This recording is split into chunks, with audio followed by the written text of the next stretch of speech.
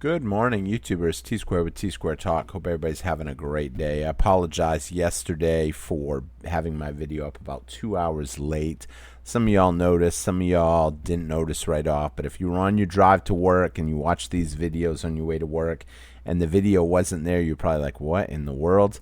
I apologize. I've been slammed lately working on my other house, trying to consider moving in, but I'll be honest, now it's looking so nice. I'm like, man, that could sell quick. And so I'm debating what I want to do, but I want to keep working on it and get it done, even though this is probably the worst time of the year to be working on a house. It's like literally over 100 degrees out there here in Texas. And it does seem like it just drains you even more, the hot weather. With that being said, got a great video planned out for you guys today. Today, I want to talk about demand for U.S. dollar. Is it shrinking? Is it growing? Are we getting mixed signals? Short answer for those of you guys that are not going to make it all the way through the video. The short answer of that is central banks are dumping dollars. A lot of places are dumping dollar-based assets. And individuals, if they come across an opportunity to get a $100 bill, a $20 bill, whatever the case is, in another country, a lot of times they do take them. Why do they hold them?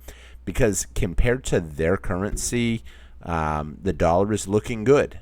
However, we know what's really happening to the dollar and all other currencies. So we're going to talk a little bit about that tonight. If you enjoy this morning, if you enjoy this video, please take a quick minute, hit that thumbs up button, leave a comment, let me know your thoughts, and hit that subscribe if you're not subscribed, and let's get jump started right in. Okay, so right off the bat, I like to go through the numbers real quick and just kind of double check what's going on real quick. We got silver trading at $38.14. Pretty much where it was yesterday morning at this time for the video.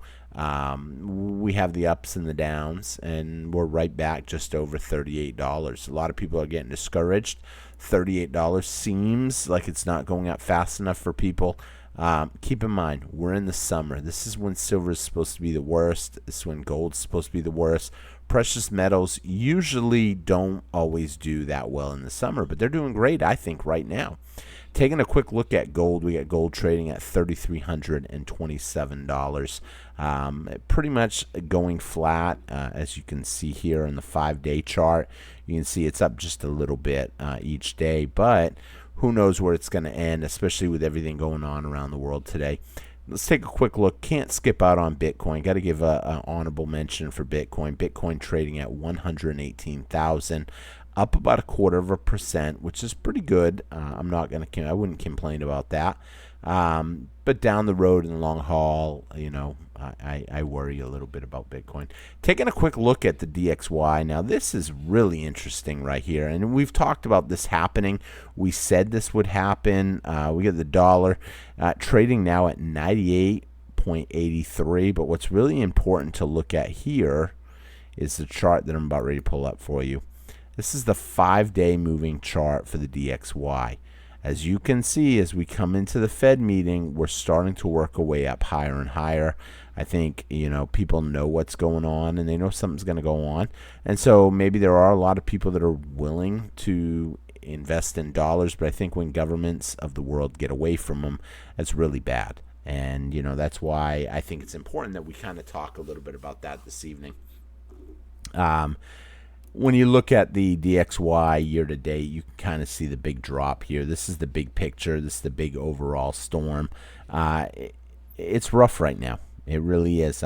We're off to the worst start for the year. Someone left me a comment the other day and said, well, in 1980 it was lower. It was on this amount. And yes, if you go back far enough, it was lower. But we're talking, when I say it's the worst start to a year, we're talking a 6-month time period where literally the DXY has just gotten outright destroyed. Taking a quick look at the all on the scope, as you can see, in 2008 it was down to 72. And things were really bad at 72. And look what happened with silver. Now, here's the thing. There's more money in the system today. So if the same thing was to happen today, I think we would see prices just literally explode. So Moving on real quick, got to take a look at the debt. I always like to briefly show it each day. 37,166,820,000,000, still growing with no end in sight. Briefly, I don't always show these. I want to show them today because right now there's a lot going on with the Fed, and people are starting to get worried, and we're seeing pullbacks in the stock market. And I think it's going to be interesting to see how all this plays out. Personally, I'm not in the stock market right this minute. Have I been in the past? Yes. Do I have the capability to get back in tomorrow? Yes. But I don't want any of them type of assets right now. I think that it's a rough spot to be in right now, and I wouldn't want to be in it. But we do have the Dow Jones right now down 204 points, or about 0.5% down again. If it was to keep falling by 0.5% a day, think about that, So not really big on that right now. Taking a quick look at the NASDAQ, we have the NASDAQ at 21,100, basically down 80.5 points as that's continuing to slip lower and lower. S&P 500, a lot of people's retirements lie in here. We have the S&P 500 right now sitting at $6,390. A lot of people getting out of a lot of different investments with everything going on, but we'll see how this plays out. Taking a quick look now, what I wanted to talk about also, we do have the Fed meeting tomorrow, and how a lot of people, this is going to be interesting because I really think the Fed realizes what's going on. The biggest thing at stake here is essentially the U.S. dollar. We don't really want to see the U.S. dollar collapse. Some of us might. I personally don't, even though I've got my silver position. I wouldn't want to see it crash because I don't know what life would be like on the other side. But the truth of the matter is whatever we want is not really going to happen. It's just going to, whatever happens is going to happen. And just because of that, you have to understand that, a lot of people start moving away from the U.S. dollars, they start losing value, and it starts showing. If everybody was holding dollars as soon as they came into the country, or other countries that are just holding them abroad, you have to understand that. Just blinked out there for a minute. I'm starting to get tired. You have to understand that as these countries move away from dollar-backed reserves, it does hurt the DXY. It does make the dollar go weaker, and essentially it makes it a rough spot to be. And we don't know what it would be like, the world would be like when that starts happening. This was just something I had pulled up. I found that interesting. Approximately half of all U.S. currency in circulation is estimated to be held outside of the United States, specifically non-U.S. residents that hold a little over $1 trillion in currency, representing 45% of our currency. Now, here's the thing. A lot of people may or may not realize a lot of that, I believe, is in physical currency, actual money that they can hold, not necessarily like treasury bonds and that type of stuff. Because if we owe what we owe, then essentially those are usually foreigners that hold those treasury bonds. Taking a quick look, what was this? Oh, this was just talking about foreign interest. We're seeing a lot of individuals individuals are holding more dollars, but big banks are shrinking their holding of the dollars. I apologize. I'm just exhausted tonight. That's why this morning I actually the video didn't even go up. I had thought it did, and I woke up and I checked it at 8 o'clock in the morning. I looked to see, and sure enough,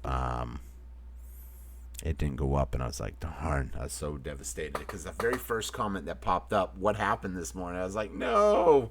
And it was like the only comment I replied to today because it was just super busy trying to remodel the house. And I actually have one contractor that he's pretty inexpensive. He's helping me out, and I like him, but man, he is harsh, extremely harsh. And so I'm like, ugh. But with that being said, I'm going to wrap the video up here. Keep stacking, my friends. I think this pullback, I actually was at the gas station today, and I was talking to a gentleman that he knows that I like to talk about silver, and he said, dude, are we ever going to see it go up again? like it's down a ton. It's not. $38 is great. I mean, down would be if we were in the 20s. We're not.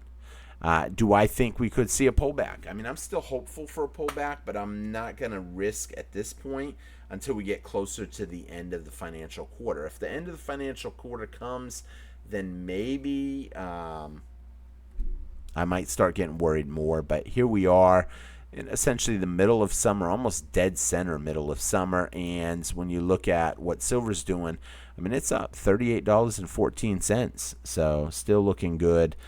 Even when you come the 5-day out, you can see, yeah, it came down a little bit from, where it was, but overall, we're up. This is a 1 month chart. We're up. This is a 3-month chart. Again, up. Even a year-to-date chart, we have done phenomenal. Yeah, we had big pullbacks, and that comes periodically. But overall, we are even higher and higher. So I'm going to keep stacking. I thank everybody for watching. I hope you enjoyed this video. I apologize for being exhausted tonight. I'm a little off, or this morning.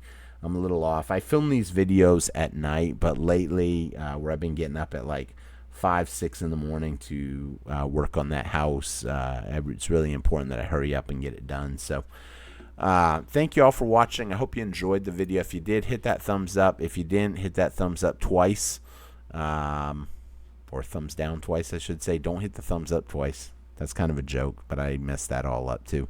If you hit the thumbs down twice, it actually switches it from a thumbs down to a thumbs up. So where it goes, it takes it away or whatever. I don't know. With that being said, y'all have a great day, and I will see you guys again tomorrow on T-Square Talk. Take care. I'm exhausted. Can't wait to get to bed and do it all over again in 5 hours. So take care, everybody. Have a great day and a great rest of your week. Bye-bye.